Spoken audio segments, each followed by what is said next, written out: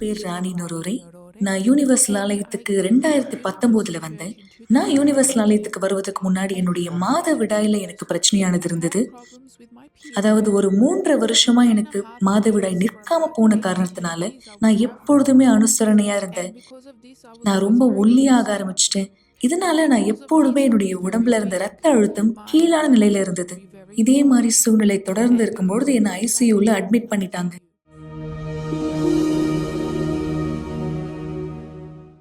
இது தொடர்ந்து இப்படியாகவே நடந்துட்டு இருந்தது. ஏன்னா என்னால எதுவுமே செய்ய முடியல இதுல இருந்து வெளியே வர்றதுக்கு. இந்த பிரச்சனையினால நான் அநேக பணம் மருத்துவமனையில செலவழிச்சேன். அதாவது ஏறக்குறைய ஒவ்வொரு மாதமும் நான் 3000 செலவு பண்ண வேண்டியதா இருந்தது. நான் ஒரு 1.5 வருஷமா தொடர்ந்து ஒரே டாக்டர் கிட்ட போயிட்டு இருந்தேன். ஒரு நாள் என்னுடைய மாதவிடாய் அதிகமா போன ஆரம்பிச்சதுனால அந்த நேரம் நான் மயக்கம் போட்டு கீழே விழுந்துட்டேன். எனக்கு சுயநினைவே இல்லாம போயிடுச்சு. ஒரு 5 நாள் பிற்பாடு தான் எனக்கு நினைவே வந்துச்சு. அதுக்கப்புறம் தான் எனக்கு தெரிஞ்சது என்ன ஆச்சுன்னு. நான் அந்த நேரம் கண்ணு முழிச்சு டாக்டர் கிட்ட கேட்டேன், நான் எப்படி இங்க வந்தேன்னு கேட்கும்பொழுது அவங்க சொன்னாங்க, நீ 4 நாளுக்கு முன்பாகவே மயக்கம் போட்டு விழுந்துட்ட. 4 நாளா நீ எழுந்துக்கவே இல்லை, எதுவுமே சாப்பிடல. 4 நாளுக்கு பிற்பாடு மட்டும்தான் உன்னால எழுந்துக்கவே முடிஞ்சுது அப்படின்னு சொன்னாங்க. அந்த சூழ்நிலைக்கு பிற்பாடு தான் எனக்கு தெரிய வந்தது என்னுடைய நிலைமை எவ்வளவு மோசமா இருக்குன்னு. இந்த சூழ்நிலை இருக்கும் பொழுதுதான் நான் யூனிவர்சல் ஆலயத்தை தெரிஞ்சுக்கிட்டேன் என்னுடைய நண்பர் மூலமாக. நான் எப்பொழுதுமே இந்த மாதிரி வியாதியில இருக்கிறதுனால அவங்க என்கிட்ட சொன்னாங்க, இந்த பிரச்சனைக்கு ஒரு தீர்வு உனக்கு இருக்கு அப்படின்னு. அவங்களும் சொல்லியிருந்தாங்க, நானும் யூனிவர்சல் ஆலயத்துக்கு போவேன் அப்படின்னு. எனவே நானும் ஒரு நாள் அவங்க கூட போகலான்னு நினைச்சேன். நான் ஆலயத்துக்கு போகும்போது அன்னைக்கு வெள்ளிக்கிழமை கூட்டமா இருந்தது. யூனிவர்சல் ஆலயத்துக்குள்ளாக போன வெள்ளிக்கிழமை கூட்டத்துல நான் நல்ல அனுபவத்தை பெற்றேன். ஏன்னா அந்த இரவு நான் நல்லா தூங்கினேன். இதுக்கு முன்னாடி எனக்கு தூக்கமே இரவுல வராம இருந்தது. ஆனா அந்த ஜெபத்துக்கு பிற்பாடு நான் நல்லா தூங்கினேன். ஏன்னா சாதாரணமாவே நான் ஒரு நாள் தூங்கணும் அப்படின்னா விடிய காலம் 3 மணிக்கு 4 மணிக்கு மேலதான் எனக்கு தூக்கமே வரும். ஆனா அந்த நாள் நான் ரொம்ப சீக்கிரமாவே தூங்கிட்டேன். அதுக்கு பிற்பாடு ஒரு 3 மாசத்துக்கு மேல நான் தொடர்ந்து யூனிவர்சல் ஆலயத்துக்கு போக ஆரம்பிச்சேன். அப்போ அங்கிருந்த போதகர் எனக்கு ஆலோசனை கொடுத்தாங்க, நான் புதன்கிழமை ஞாயிற்றுக்கிழமை ஆலயத்துக்கு வரும்படிக்கு. அந்த ஆலோசனையை நான் ஏத்துக்கிட்டேன். நான் தொடர்ந்து ஞாயிற்றுக்கிழமை, புதன்கிழமை, வெள்ளிக்கிழமை ஆலயத்துக்கு போக ஆரம்பிச்சேன். நான் ஒரு தீர்மானத்தை எடுக்க ஆரம்பிச்சேன். நான் பழைய ராணியா இனிமேலும் இருக்க விரும்பல. நான் என் வாழ்க்கையில வித்தியாசத்தை ஏற்படுத்த விரும்புறேன்னு நான் தீர்மானம் எடுத்தேன். ஏன்னா முன்பாக நான் எப்பவுமே கோவமா இருக்க ஒரு நபரா இருப்பேன். ரொம்ப சீக்கிரத்துல எனக்கு கோவம் வந்துடும். என்னுடைய கண்களை பார்க்கும்பொழுது அந்த அளவுக்கு வெறுப்பானது வெளியே தெரிஞ்சது. நான் என்னுடைய கணவரோட அவ்வளவா சண்டை போட மாட்டேன். ஆனா அவர் தெரியாம ஏதாவது விஷயம் சொல்லிட்டாரு வாய் தவறு அப்படின்னா எனக்கு அவ்வளவு கோவம் வரும். நான் தொடர்ந்து அந்த விஷயத்த வச்சு சண்டை போடுவேன். இந்த மாதிரி நான் எப்பொழுதுமே சின்ன சின்ன விஷயத்துக்கு கோவப்படுறதுனால அவர் அதிகமா வீட்டுல இருக்க மாட்டார். வெளியே இருக்குதான் அவர் தேர்வு செய்வார். அந்த நேரம் தானியேல் உபவாசம் ஆலயத்துல நடந்துட்டு இருந்தது. நான் அதுல பங்கேற்றேன். நான் என்னுடைய தியாகத்தை தேவனுக்கு முன்னாடி அர்ப்பணித்தேன். தானியேல் உபவாசத்துல நான் பரிசுத்தாவினுடைய அபிஷேகத்தை பெற்றுக்கொண்ட சந்தோஷம், சமாதானத்தை எனக்குள்ளாக நான் பெற்றுக்கொண்டேன். எனக்குள்ளாக முழுமையான சந்தோஷம் இருந்தது. அந்த உறுதி எனக்குள்ளாக இருந்தது.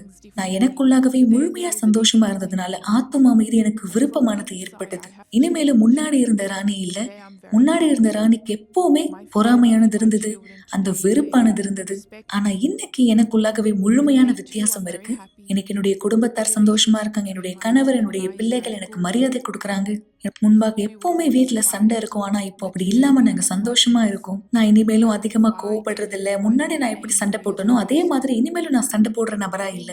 ஏன்னா சந்தோஷம் எனக்குள்ளாக இருந்ததுனால யூனிவர்சல் ஆலயத்தை பொறுத்த வரைக்கும் எனக்குள்ளாக அது ஒரு பரலோகம் போல இருந்தது. ஏன்னா எதெல்லாம் என்னால இந்த உலகத்துல பெற்றுக்கொள்ள முடியலையோ அது எல்லாவற்றையுமே நான் யூனிவர்சல் ஆலயத்துல கண்டடைந்தேன்.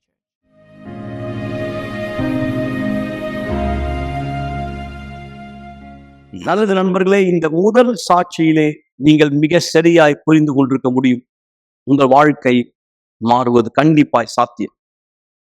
நீங்கள் நினைத்து கொண்டிருந்தால் உங்கள் வாழ்க்கையினுடைய விதி இது அல்லது தலையெழுத்து என்று நான் சொல்லுகிறேன், உங்கள் எண்ணத்தை மாற்றிக் கொள்ளுங்கள்.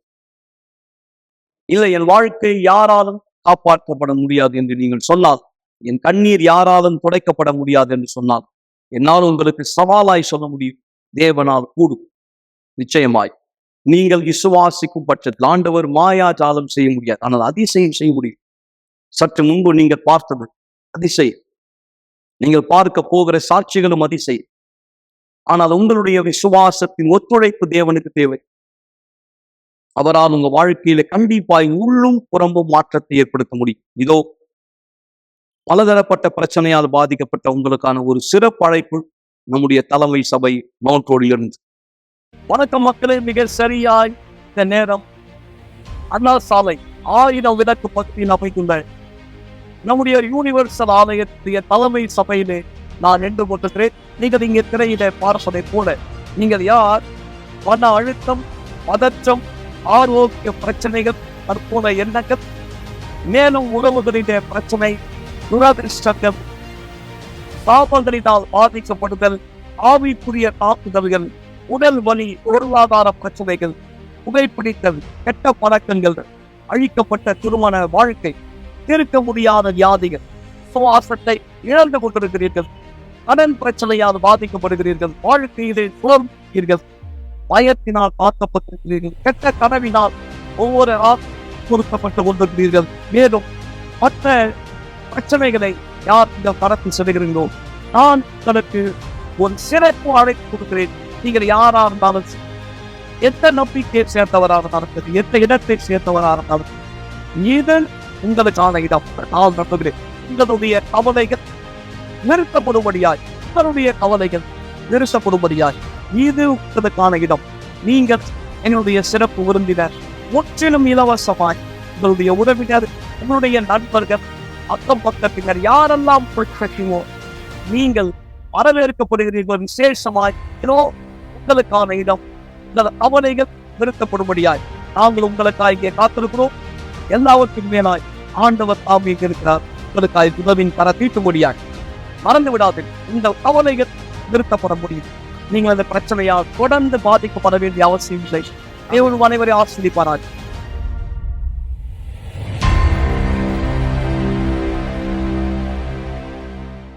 இந்த சாட்சியை கேட்ட நீங்கள் என்ன சொல்ல முடியும்? தேவனால் உங்கள் வாழ்க்கையை மாற்ற முடியுமா? எனவேதான் இந்த அழைப்பு உங்களுக்காய் கொடுக்கப்பட்டது. இந்த அடையாளங்களில் ஒன்றோ அல்லது எல்லாமே உங்கள் வாழ்க்கையில் இருந்தால் நான் சொல்கிறேன், உங்கள் வாழ்க்கை முடிந்து விடவில்லை. மக்கள் படுகொலையிலே உங்களை நீங்கள் பார்த்தால், தனிமையான ஒரு தாயார் வீட்டில் அழுது கொண்டிருந்தார், புறக்கணிக்கப்பட்ட ஒரு தாயார் அழுது கொண்டிருந்தார், ஒரு விதவையார் அழுது கொண்டிருந்தார், ஒருமையில் இருக்கிற ஒருவராய், எந்த வழியும் இல்லாத ஒருவராய் நீங்கள் யார் கவலைப்பட்டு கொண்டிருக்கிறீர்களோ நான் சொல்கிறேன், அதே இடத்திலே அங்கே தானே தேவன் இந்த நேரம் உங்களை தொடுவார். உங்களுடைய சிந்தையை திறப்பார், தம் சக்தியை உங்களுக்கு வெளிப்படுத்துவார்.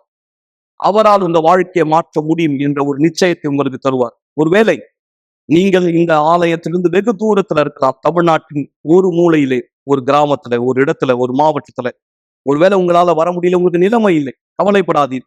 அதே இடத்திலே இந்த நிகழ்ச்சி பார்த்து கொண்டிருக்கிற உங்களுக்கு நான் சொல்கிறேன், தேவன் உங்கள் வாழ்க்கையை மாற்ற முடியும். தொடர்ந்து எங்களோடு இணைந்திருக்க. நீங்க நேரடியா வர முடியாத பட்சத்துல தொடர்ந்து திங்கள் முதல் சனிக்கிழமை வரை எங்களோடு இணைந்திருங்கள். வார்த்தையை கேளுங்கள், சாட்சியை கவனித்து விசுவாசிங்க, ஜபத்தில் எங்களோட ஒன்றிணைங்க. தொலைபேசி வழியா எங்களை தொடர்பு கொள்ளுங்கள், வாட்ஸ்அப் வழியா எங்களை தொடர்பு கொள்ளுங்கள். கண்டிப்பாய் உங்களுக்கான வழிகாட்டுதல் உண்டு. ஆனால் நீங்கள் எங்களை அணுக முடியுமான நேரடியாய் இந்த அழைப்பை பெற்ற நீங்கள், நான் கண்டிப்பாய் உங்களை ஊக்கப்படுத்துகிறேன். உங்களை எல்லா முயற்சி எடுங்கள். உங்களுடைய வருகை, உங்களுடைய விசுவாசத்தின் செயல் கண்டிப்பாய் வீணாய் போகாது. இந்த சாட்சி உங்களுக்கு இன்னொரு ஆதாரம். என்னிடத்துல வருகிற ஒருவனை நான் புறம்பே தள்ளுவதில்லை என்று ஆண்டவர் சொன்னார். அவர் புறம்பே தள்ளுவதில்லை. யாரெல்லாம் வருத்தத்தோடு பாரத்தோடு வந்தார், தேவன் அவருக்கு என்ன செய்தார் இந்த இடத்திலே? இதோ கவனிங்க.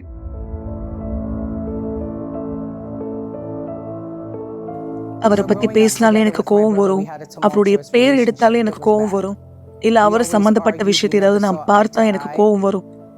நான் நினைச்சேன், இந்த மாதிரி நான் வாழக்கூடாது, இதுல எல்லாத்தையும் எடுத்து போடணும். இந்த மாதிரி அவரை பத்தி பேசினாலே கோவம் வர்ற இந்த உணர்ச்சியை நான் எடுத்து போடணும். ஆனா எனக்கு அது எப்படி செய்யறதுன்னு தெரியல, எங்க உதவி கேட்கணும்னு தெரியல. இதுல இருந்து வெளியே வரும்படியா, நான் உதவி கேட்கும்படியா, மனதளவுல யாரெல்லாம் பாதிக்கப்பட்டிருக்காங்களோ அவங்களுக்கு ஆலோசனை கொடுக்கும்படியா இருக்க நபரிடத்துல நான் போயிருந்தேன். அவங்க இடத்துல நான் பேசியிருந்தேன், நான் விலக்கி சொன்னேன் எல்லாத்தையுமே. ஆனா அவங்க என்ன பார்த்த விதமே, இவங்க ஏதோ பைத்தியம் ஆயிட்டாங்க அப்படின்னு நினைச்சாங்க. ஏன்னா எப்படி ஒருத்தரால இவ்வளவு கோபமா இருக்க முடியும் ஏற்கனவே இறந்த ஒரு நபர் மேல அப்படின்ற கேள்வி எல்லாருக்குமே இருந்தது. ஆனா இதுல இருந்து எப்படி வெளியே வருதுன்னு எனக்கு தெரியாம போயிடுச்சு. ஏன்னா எனக்குள்ளாங்க அந்த அளவுக்கு கோவம் இருந்துச்சு, அந்த அளவுக்கு வெறுப்பு இருந்தது. நான் சரீரபூர்வமாவே பாதிக்கப்பட்டிருந்தேன். இருந்தாலும் இதை விட அதிகமா என்னுடைய சிந்தனையில நான் பாதிக்கப்பட்டிருந்தேன். இதுக்கு பிற்பாடு எனக்கு வந்து சர்க்கரை வியாதி வர ஆரம்பிச்சது. அது ரொம்பவே அதிகமான அளவுல இருந்ததுனால எனக்கு பிரஷர் இருந்தது. என்னால இது கட்டுப்படுத்த முடியாம போயிடுச்சு. ஒரு நாள்ல 12 முறைக்கு மேல நான் சோதிச்சு பார்த்துட்டே இருக்க வேண்டியதா இருந்து என்னுடைய ரத்த அளவு எவ்வளவு இருக்கு, எனக்குள்ளாக பிரஷர் எவ்வளவு இருக்கு அப்படின்னு. ஏன்னா என்னுடைய சர்க்கரை வியாதியினுடைய அளவு ரொம்பவே அதிகமா இருந்தது. ஒரு வாரத்துக்கு நான் அதிக முறையா ஊசி போட வேண்டியதா இருந்தது. என்னுடைய ரத்தத்தை வந்து சுத்திகரிக்க வேண்டியதா இருந்தது. இதுக்கு பிற்பாடு தான் நான் யூனிவர்சல் ஆலயத்தை கண்டுபிடித்தேன். நான் ஆலயத்துக்கு போனேன்.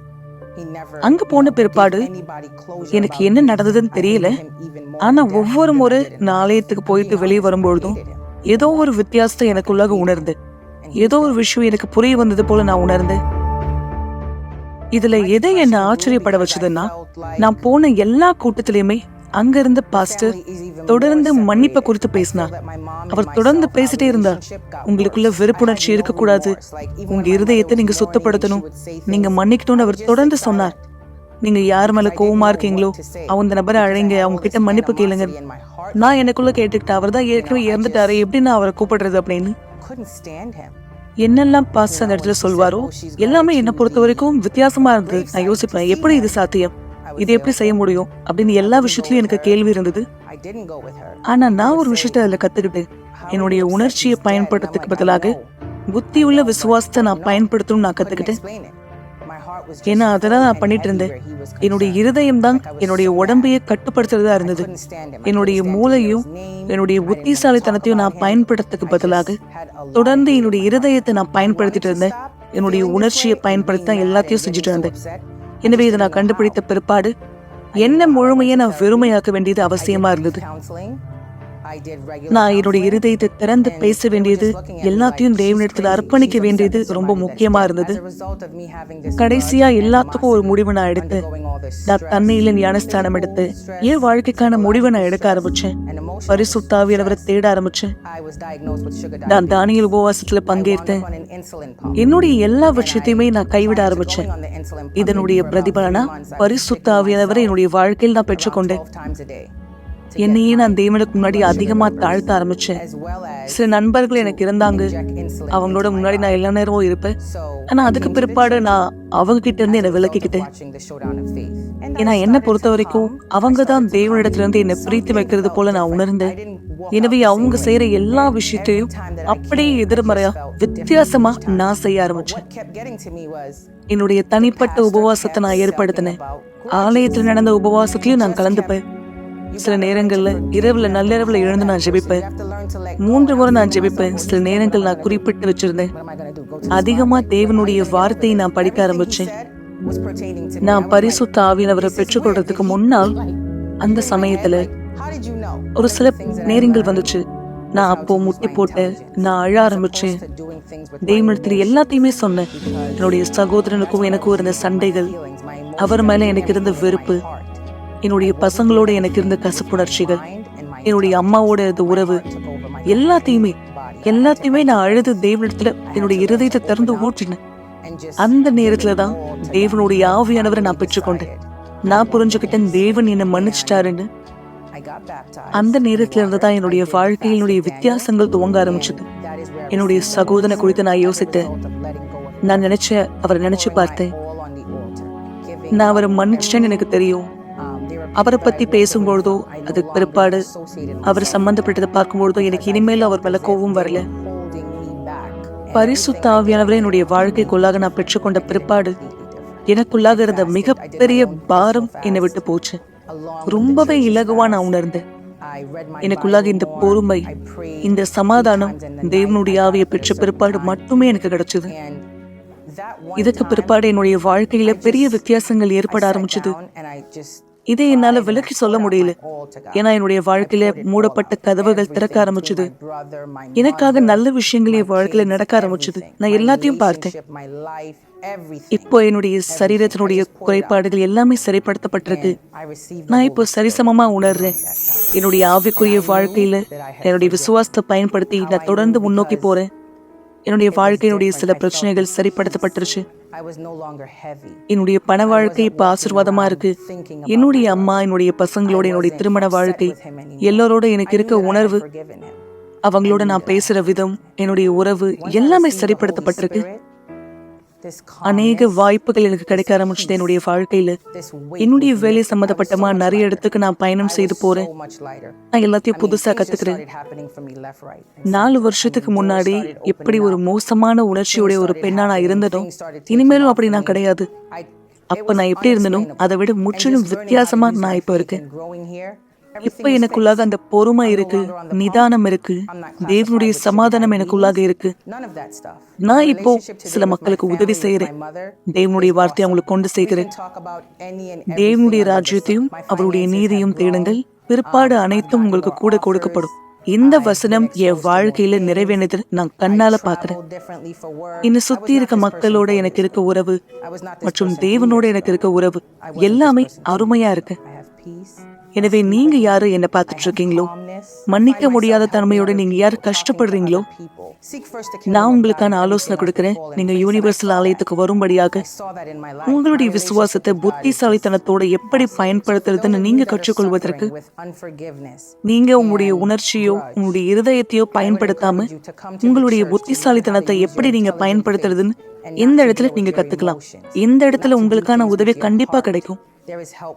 இந்த இடத்துல நீங்க கத்துக்கலாம் எப்படி செய்யணும், எப்படி நீங்க மன்னிக்கணும்ன்றத உங்களால கத்துக்க முடியும். நிகழ்ச்சியின் இறுதிக்கு நான் வந்திருக்கிறோம். மக்களே, சற்று நேரத்திலே விசுவாசத்தின் ஜபத்தை நான் செய்ய போகிறேன். கண்டிப்பாய் சாட்சிகள் முடிந்து விடவில்லை, அற்புதங்களின் நேரம் முடிந்து விடவில்லை. இந்த ஞாயிறு விசேஷமாய் தாய்மார்கள் தினத்துக்காய் வரவேற்கப்படுகிற நீங்கள் எல்லோருமே ஒரு பாட்டில் தண்ணீர் எடுத்துக்கொண்டு வாருங்கள். உங்கள் குடும்பத்துக்காய் நாம் ஒரு சிறப்பு ஜபத்தை செய்ய போகிறோம். உங்கள் பிள்ளைகள் எல்லோருக்காய், சிறியோர் முதல் பெரியோர் வரை. ஒருவேளை உங்க பிள்ளைகள் திருமணமான ஒருவராய் கூட இருக்கலாம். நாம் அவர்களுக்காய் ஜெபிக்க போகிறோம். உங்களுடைய பிள்ளைகள், உங்கள் தாய்மார்களுக்காய் நாம் ஜெபிக்க போகிறோம். எங்களோட இணைகள் விசேஷமாய் காலை 9:30 மணிங்க தமிழ்நாட்டு சென்னையிலும், மேலும் மும்பையிலே, ஹைதராபாத்திலே நாம் இந்த விசுவாசத்திலே முன்னோக்கி செல்கிறோம். மக்களே, தேவன் உங்களை வரவேற்கிறார். உங்கள் கண்ணீர்கள் யாவையும் துடைக்கும்படியா, உள்ளும் புறம்பும் உங்களுக்குள் மாற்றத்தை ஏற்படுத்தும்படி. ஆண்டவர் வெறும் ஒரு குறிப்பிட்ட பகுதியை மாத்திரம் மாற்றுகிறவர் அல்ல, அல்லது ஒரு குறிப்பிட்ட பிரச்சனைக்கு மட்டும் தீர்வு கொடுக்கிறவர் அல்ல. உங்கள் வாழ்க்கையின் எல்லா பகுதியிலேயும் இயேசு கிறிஸ்து செயல்பட விரும்புகிறார். ஆம், நீங்கள் அவருக்கு அனுமதி கொடுத்தால், அவருடைய வார்த்தையை நீங்கள் விசுவாசித்தால், நான் என்ன செய்ய வேண்டும் என்று நீங்கள் கேட்டால், அவர் உங்களுக்கு சொல்வார் நீங்க என்ன செய்ய வேண்டும். நீங்க என்ன செய்ய வேண்டும் என்று அவர் சொல்லும்போது, அதை நீங்க முழு மனதோடு ஏற்றுக்கொண்டு செய்யும்போது வலது புறம் இடது புறம் சாயாம். யோசுவாவுக்கு அதுதான் கர்த்தர் சொன்னார், நீ போகும் இடமெல்லாம் நான் உன்னோடு இருப்பேன். ரகசியம் என்ன? என் வார்த்தை விட்டு வலது புறம் இடது புறம் சாயாது. எனவே நீங்கள் அவர் சொல்வதை இந்த நிகழ்ச்சியின் வழியாய் கேட்டு கீழ்ப்படிந்தால் உங்கள் வாழ்க்கையும் இதோ இப்படிப்பட்ட ஒரு சாட்சியாய் மாற முடியும். தொடர்ந்து இணைந்திருங்கள். நாம் விசுவாசத்தின் ஜபத்திலே ஒன்றிணைய போகிறோம்.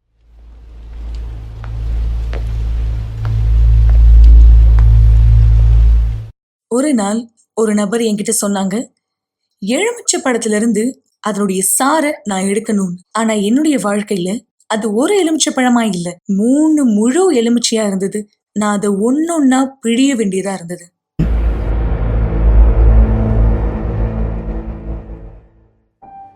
நான் பிறந்த 6 மாசம் இருக்கும்பொழுது என்னுடைய எலும்புகள்ல முறிவு ஏற்பட்டது. அந்த பிரச்சனை என்னுடைய முழு சரீரத்தையுமே பாதித்தது. நான் சின்ன வயசுல இருக்கும்பொழுது எல்லா குழந்தைங்களும் எப்படி செய்வாங்களோ அதே போல செய்யணும்னு நான் விரும்புவேன். என்னுடைய குடும்பத்துல என் கூட சேர்ந்து பிறந்தவங்க 4 பேர் இருந்தாங்க.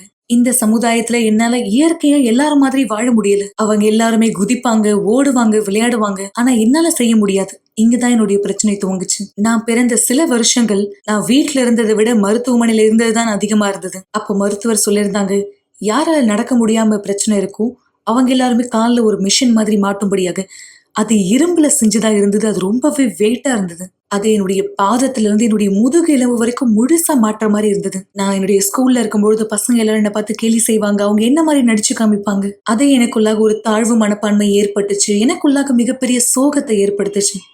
மற்ற மக்கள் மாதிரி இருக்க முடியாத ஒரு சோகத்தை எனக்குள்ளாக ஏற்படுத்துது. நான் எப்பவுமே யோசிப்பேன், இந்த மாதிரி வாழ்க்கை வச்சுட்டு நான் என் வாழ்க்கையில எதுவுமே செய்ய முடியாது. நான் யோசிப்பேன், நான் தோற்கடிக்கப்பட்ட ஒரு நபர், நான் மிகவும் அசிங்கமா இருக்கேன் அப்படின்னு நினைச்சேன். நான் ஒரு குப்பையை போல என்னை பார்த்தேன். பிற்பாடு நான் வளர்ந்த வாலிப பருவத்தை அடைந்து முழுமையாக தாழ்வு மனப்பான்மை நிறைந்த ஒரு வாலிபராக இருந்தேன். நான் என்னுடைய பெட்ரூம்குள்ளாக நிறைய நேரங்களை செலவழிப்பேன். தனியா ஒளிஞ்சிட்டு சில நாட்கள் கூட நான் அங்கேயே இருப்பேன். எதையுமே சாப்பிட விரும்ப மாட்டேன். அழுதுட்டே உட்கார்ந்துட்டு இருப்பேன். நான் என் ரூம்ல இருக்கும்போது பாட்டு கேட்டுட்டு இருப்பேன். அந்த பாட்டை கேட்டுட்டே நான் அழுதுட்டு இருப்பேன். ஏன்னா இந்த வாழ்க்கையை விட்டு நான் ஒளிஞ்சுக்கணும்னு நினைச்சேன். இப்படிப்பட்ட மன அழுத்தங்கள் எல்லாமே எனக்குள்ளாக யோசனைகளை கொண்டு வர ஆரம்பிச்சது. நான் இந்த மாதிரி யோசனைகளுக்கெல்லாம் செவி கொடுப்பேன். யோசிச்சுட்டே இருப்பேன். இனிமேல் நான் வாழ்க்கையை வாழ்றதுல பிரயோஜனமே இல்லை. ஒரு நாள் நான் என்னுடைய ரூம்குள்ளாக இருக்கும்பொழுது ஒரு பேனா மாதிரி இருக்கிற கத்தி எனக்கு என்கிட்ட இருந்தது. அதை எடுத்து என்னுடைய கரங்களை நான் வெட்டும்படிய முயற்சி செஞ்சேன். ஏன்னா இந்த வாழ்க்கையை நான் முடிக்கணும்னு நினைச்சேன். நிறைய மக்கள் அவங்களுடைய புகைப்படத்துல சிரிப்பை வெளியே காண்பிக்கணும், சந்தோஷத்தை காமிக்கணும்னு நினைப்பாங்க. அது போலியா இருந்தாலுமே சரி. நீங்க இந்த போட்டோல பார்க்கலாம். இதுல நான் போலியா கூட சிரிக்கல. எனக்குள்ள கொஞ்சமாவது சந்தோஷம் இருக்குன்னு கூட நான் வெளியே காமிச்சிக்கல. ஏன்னா அப்படி என்கிட்ட எதுவுமே இல்லை. யாரையுமே காதலிக்க எனக்கு தகுதியே இல்லைன்னு நான் நினைச்சேன். ஒரு நல்ல உறவு வச்சுக்கணும்னு, ஒருத்தரை நேசிக்கவும் அவங்களால நேசிக்கப்படவும் எனக்கு தகுதி இல்லைன்னு நினைச்சேன். எனக்குள்ளாகவே நான் தடை செய்யப்பட்ட ஒரு நபரா இருந்தேன். என்னுடைய மிகப்பெரிய பிரச்சனையோ அல்லது என் வாழ்க்கையினுடைய தடையோ வெளியே இருந்த மக்கள் கிட்ட கிடையாது. எல்லாமே என்கிட்ட இருந்தது. நான் எப்படி உணர்ந்தேனோ அதுல இருந்தது. நானே முதல்ல என்னை ஏற்றுக்கொள்ளல. நான் எப்படியாக இருக்கேனோ அந்த விதத்தையே நான் ஏற்றுக்கொள்ளல. இப்படியாக தான் நான் ஆலயத்துக்குள்ளாக நுழைந்தேன். வாழ்க்கை முழுமையா அழிக்கப்பட்டு கசப்புணர்ச்சியோடு தாழ்வு மனப்பான்மையோடு. ஆனா இந்த இடத்துல நான் வித்தியாசமா ஒண்ணு கண்டுபிடித்தேன். முதல் நாள் வரும்பொழுதே எல்லாருமே என்னை வரவேற்கிறத நான் உணர்ந்து நான் பார்த்தேன். இங்க இருந்த மக்கள் என்ன நியாயம் தீர்க்கல. என்னுடைய வெளிப்புற தோற்றத்தினால, என்னுடைய முடியாமைனால என்னை கேலி செய்யல. ஆனா என்னுடைய ஆத்துமா மீது அவங்க ஆர்வமா இருந்தாங்க. நான் பீடத்துக்கு முன்னாடி போன தேவனிடத்துல பேசும்படி இன்னைக்கு வரைக்குமே எனக்கு ஞாபகம் இருக்கு நான் என்ன பேசினேன்னு. தேவனே, நான் இந்த இடத்துல வரேன் சோகத்தோட, கசப்புணர்ச்சியோட, மகிழ்ச்சி இல்லாம கைவிடப்பட்ட ஒரு பெண்ணா. என்கிட்ட எதுவுமே இல்லை உங்களுக்காக கொடுக்க, இந்த மோசமான வாழ்க்கையை தவிர. நீங்க ஏற்றுக்கொள்வீங்களான்னு நான் அவர்கிட்ட கேட்டேன். நான் முன்னாடி உங்களை பார்த்தது கிடையாது, நீங்க யாருன்னே எனக்கு தெரியாதுன்னு சொன்னேன். இப்படியே தான் நான் இந்த இடத்த விட்டு வெளியே போவேன் அப்படின்னா நீங்க என்னை கொலை செஞ்சிருங்கன்னு நான் அவரை நோக்கி கேட்டேன்.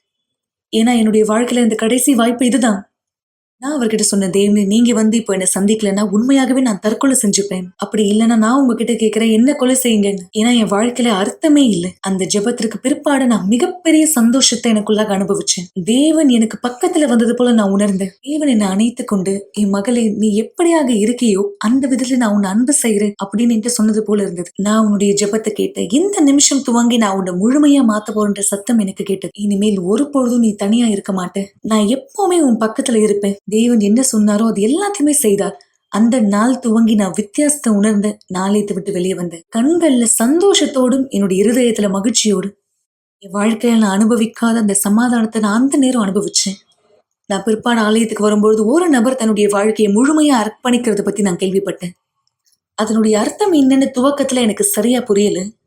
ஆனா அந்த வார்த்தைக்கு வல்லமை இருந்தது. அந்த நிமிஷத்துக்கு முன்னாடி வரைக்கும் மத்த மக்கள் என்னை பத்தி என்ன யோசிக்கிறாங்கன்னு நான் கவலைப்பட்டுட்டு இருந்தேன். என்னுடைய வெளி தோற்றம் இப்படியா இருக்கு, எனக்குள்ளாக இந்த இயலாத தன்மை, என்னுடைய கால்கள்ல இருந்த பிரச்சனை. ஆனா அதற்கு பிற்பாடு அது எதுவுமே என்னுடைய நோக்கமா இனிமேலும் இல்லை. ஆனா என்னுடைய கவலை எல்லாமே நான் எனக்குள்ள எப்படி இருக்கேன், தேவனை பிரியப்படுத்தும்படி என்ன செய்யறேன்றதுதான். ஏன் அப்படின்னா என்னுடைய வாழ்க்கையில இருந்த எல்லா பிரச்சனையுமே கஷ்டமுமே வெளிப்புறத்துல கிடையாது, கண்டிப்பா இல்லை.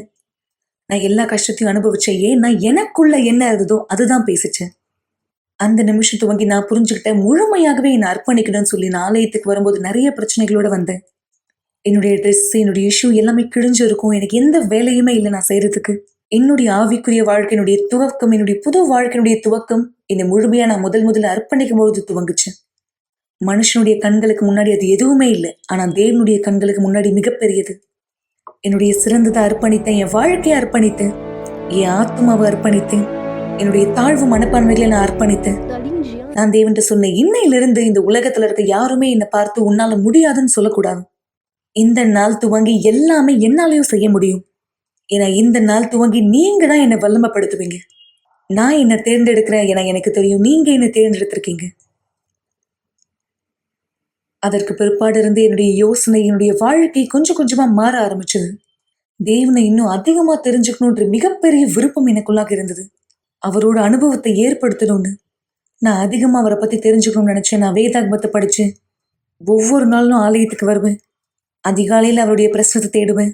ஒரு ஞாயிற்றுக்கிழமை அவரோடு என்னுடைய துவக்கம் ஆரம்பிச்சது. மறக்க முடியாத அந்த நினைவு, மிகப்பெரிய சந்தோஷமும் சமாதானமும் என்னை ஆட்கொண்ட நாள், வார்த்தையால விளக்க முடியாத ஒரு நாள். அந்த நிமிஷம் துவங்கிதான் என்னுடைய வாழ்க்கையே மாற ஆரம்பிச்சது. நான் அந்த இடத்தை விட்டு வெளியே வந்து ரொம்பவே சந்தோஷமா இயேசுவை பத்தி எல்லார்கிட்டையும் பேசணும்னு. என்னுடைய சரீரபூர்வமான வாழ்க்கையில எந்த மாற்றமும் கிடையாது. என்னுடைய காலில் இருந்த பிரச்சனை அப்படியே தான் இருக்கு. ஆனா மாற்றம் ஏற்பட்டது எனக்குள்ளாக. என் முழு வாழ்க்கையில எனக்குள்ள என்ன இல்லையோ அதை எனக்கு கொடுத்தார். அவருடைய மகளாக என்னை திருப்பினார். எனக்குள்ளாக மிகப்பெரிய வல்லமையோடு அவர் நுழைந்தார். என்னுடைய எல்லா தாழ்வு மனப்பானையும் நான் மறந்தே போயிட்டேன். என்னுடைய வீட்டுல ஒரு சோஃபாக்கு பின்னாடி எப்பவுமே ஒளிஞ்சு உட்கார்ந்துருக்கேன்னா ஆத்துமாக்கள் ஆதாயப்படுத்த வெளியே போக ஆரம்பிச்சேன். இது யாராலையுமே வெளியே பார்க்க முடியாது, ஏன்னா இது எனக்குள்ளாகவே இருக்கு. என்னுடைய முழு பலத்தோட நான் தேவனுக்கு ஊழியம் செய்ய ஆரம்பிச்சேன். என்னுடைய கனவுகளை தேடி நான் ஓட ஆரம்பிச்சேன். நான் மீண்டுமாக படிக்க ஆரம்பிச்சேன். நான் என்னுடைய யூனிவர்சிட்டியை முடிச்சேன். அதுக்கு பிற்பாடு வேலை தேட ஆரம்பிச்சேன். என்னுடைய முதல் கார் நான் வாங்கினேன். ஆனாலும் எனக்குள்ளாக ஒரு குறை இருந்தது. அதை என் வாழ்க்கையே பகிர்ந்து கொள்ள யாருமே இல்லாதது. என்னுடைய வாழ்க்கை துணையா இருப்பதற்கு, என்னுடைய நாட்கள்ல எல்லாத்தையுமே நான் அவரோட செலவழிக்க, என்னோட சேர்ந்து நடக்க, சிலுவையினுடைய மறுபகுதியா என் கூட இருந்து என்னை முழுமையாக்கு, என்னை அன்பா பாத்துக்கிற ஒரு நபர், சந்தோஷமா பாத்துக்கிற ஒரு நபர். ஒரு நாள் நான் ஒரு துணையாளராக தேவனுக்கு ஊழியம் செஞ்சுட்டு இருக்கும் பொழுது, ஞாயிற்றுக்கிழமை காலை கூட்டத்துல மக்களுக்கு உதவி செய்யும் பொழுது, அந்த நாள் ஆலயத்துக்குள்ளாக ஒரு வாலிபன் நுழைந்தது நான் பார்த்தேன். அவர் ரொம்பவே உயரமா இருந்தார். அந்த நேரம் அவர் முன்னாடி வந்தார். நான் அவருக்கு உதவி செய்ய முடியாது. அவர்கிட்ட போனேன், அவர்கிட்ட பேசினேன். நான் கொஞ்சம் கூட நினைச்சு பார்க்கவே இல்லை இந்த நபர் தான் என்னுடைய கணவரா வருவாருன்னு. அந்த நேரத்துல தேவன் என்னை பார்த்து, இவர் தான் உன்னுடைய கணவரா வருவாருன்னு சொல்லியிருந்தா நான் தேவன்கிட்ட கேட்டுப்பேன், இல்ல தேவனே, இந்த மாதிரி மோசமான வாழ்க்கையோட எனக்கு வேண்டாம், இப்படிப்பட்ட வாழ்க்கை மீண்டுமா வேணான்னு சொல்லியிருப்பேன். நான் அவளை பார்த்தபொழுது மிகவும் அழகானவளாய் பார்த்தேன். மிக ஆர்வத்துக்குரிய ஒன்று, அவளுடைய சரீரத்திலே குறைபாடுகளானது இருந்தது. ஆனால் என்னை பொறுத்தவரை அவளுக்கு எந்த விதமான குறையும் இல்லை. எல்லா நேரமும் சராசரியான பெண்ணாய் தான் நான் அவளை பார்த்தேன். அவள் என்னிடத்தில் சொன்னால் அவளுடைய சரீர குறைபாட்டினாலே பிள்ளையை பெற்றுக்கொள்ள முடியாது என்று. ஆனால் இன்று எங்களுக்கு 14 வயது நிறைந்த ஒரு பெண் இருக்கிறாள். அந்த நாள் துவங்கி என்னுடைய புது வாழ்க்கையை நாங்க கட்ட ஆரம்பிச்சோம். என்னுடைய வாழ்க்கையினுடைய பயணத்துல நான் டிகிரியானது வாங்கியிருந்தேன். ஒரு டீச்சரா வேலை செய்யணுன்றது என்னுடைய கனவா இருந்தது. என்னுடைய கனவுக்காக நாங்கள் வேலை செய்ய ஆரம்பிச்சோம். இன்னைக்கு நாங்கள் ஒரு ஸ்கூல் ஓபன் பண்ணியிருக்கோம். எங்களுடைய டவுன்லேயே அது மிகப்பெருசா இருக்கும். ஆனா என்னுடைய வாழ்க்கையில இருக்க மிகப்பெரிய விஷயம் எது அப்படின்னா, பரிசுத்த ஆவியானவர் மட்டுமே. எனக்கு ஒரு தாய் இருக்காங்க, அவங்க என்னை வரவேற்றாங்க. அதுதான் யூனிவர்சல் ஆலயமா இருக்கு.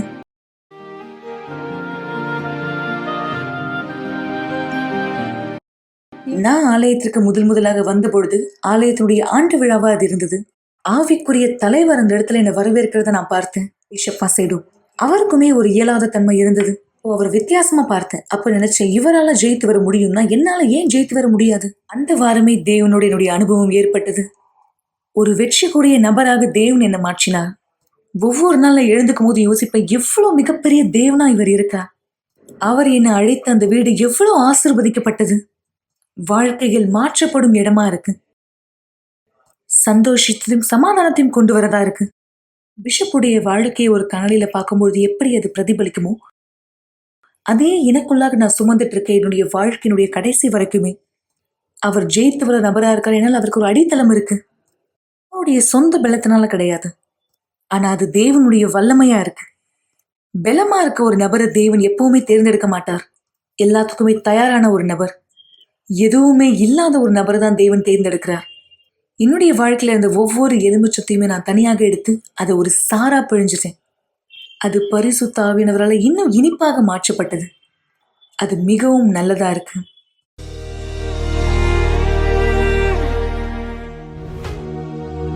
ஒரு கிளாஸ் தண்ணீரை ஆயத்தப்படுத்திக் கொள்ளுங்கள் அல்லது தொலைக்காட்சிக்கு அருகாமையிலே வாருங்கள். இந்த நேரம் உங்களுக்கான ஒரு சிறப்பு ஜெபத்தை நாம் செய்ய போகிறோம். நேற்றும் இன்றும் என்றும் மாறாத தேவனே, இந்த எல்லா சாட்சிகளுக்காய் முதலாவது மட்டும் நன்றி செலுத்துகிறேன். அவர் கண்ணீர்கள் துடைக்கப்பட்டது, காயங்கள் கட்டப்பட்டது, அவர்கள் குணமாக்கப்பட்டார்கள், வாழ்க்கை புதுப்பிக்கப்பட்டது, இழந்த சந்தோஷத்தை திரும்ப பெற்றார்கள், இழந்த ஜீவனை திரும்ப பெற்றார்கள், இழந்த குடும்பத்தை திரும்ப பெற்றார்கள். அதே போல இந்த எத்தனை தாய்மார்கள் இன்றைக்கு கண்ணீர் வடித்துக் கொண்டிருக்கிறார்கள், எத்தனை குடும்பத்தினர் பரிதவிப்பில் இருக்கிறார்கள், பிள்ளைகளின் சார்பாய் அல்லது பெற்றோர்களின் சார்பாய். இந்த கவலைப்படுவதை எடுத்த இந்த நிகழ்ச்சியை தமிழ்நாட்டின் எந்த பகுதியிலே, சென்னையின் எந்த பகுதியிலே, இந்தியாவின் எந்த மாநிலத்திலேயே, வெளிநாட்டிலுமிருந்து யார் கேட்டுக் கொண்டிருக்கிறார்கள், அவர்கள் எல்லோரையும் நான் கரத்தில் ஒப்படைகிறேன். இந்த ஜபத்தின் மூலமாய் சக்தி இந்த திரையின் வழியாய் அவர்களை சென்று சந்திப்பதாய், யூடியூப் வழியாய், பேஸ்புக் வழியாய், தொலைக்காட்சி வழியாய் யாரெல்லாம் இந்த நிகழ்ச்சியை ஜாய் டிவியிலே பார்த்து கொண்டிருக்கிறார்களோ, யூடியூப் சேனலிலே, பேஸ்புக்கிலே பார்த்து கொண்டிருக்கிறார்களோ, சக்தி அங்கே செல்லட்டும், வல்லமை செல்லட்டும். கேட்ட சாட்சிகளுக்கு வெளிப்படுத்தப்பட்ட அதே வல்லம் ஒரு அற்புதம் நடைபெறட்டும். தண்ணீரை பருகுதலின் மூலமும் ஒரு நலன், ஆரோக்கியம் இவர்களுக்கு வரட்டும். ஆண்டவர் குடும்பங்களை ஆசீர்வதிக்கிறேன், வாழ்க்கை ஆசீர்வதிக்கிறேன். ஆண்டவராக இயேசு கிறிஸ்துவின் பெயராலே ஆமென். தண்ணீரை குடியுங்கள் மக்களே. தேவனுடைய ஜீவன் உங்களுக்குள் இருக்கிறது. மறக்க வேண்டாம், உங்கள் கவலைகள் கண்டிப்பாய் நிறுத்தப்பட முடியும். நீங்கள் செய்ய வேண்டியதெல்லாம், உங்களுக்கு அவர் கொடுக்கிற வார்த்தையை ஏற்றுக்கொண்டு அந்த வார்த்தைக்கு கீழ்ப்படிங்கள். மிக விசேஷமாய் நீங்க இருக்கும் அதே இடத்துல காத்துட்டு இருக்காதீங்க. ஒரு தீர்மானம் எடுங்க. நாளைக்கு எங்களோடு இணை 9:30 மணிக்கு. நீங்கள் பாருங்கள், இந்த மே மாதம் உங்க வாழ்க்கையில் ஆண்டவர் என்ன செய்ய முடியும். அடுத்த வாரம் மீண்டும் இந்த நிகழ்ச்சியின் வழியாக உங்களை சந்திக்கும் வரை தேவனும் அனைவரை ஆஸ்வதிப்பாராக. இப்போதும் தொடர்பு கொள்ள விரும்பினால் செய்யுங்கள். உங்களுக்கு ஒரு ஆலோசனை கண்டிப்பாக சென்று வாருங்கள் மக்கள்.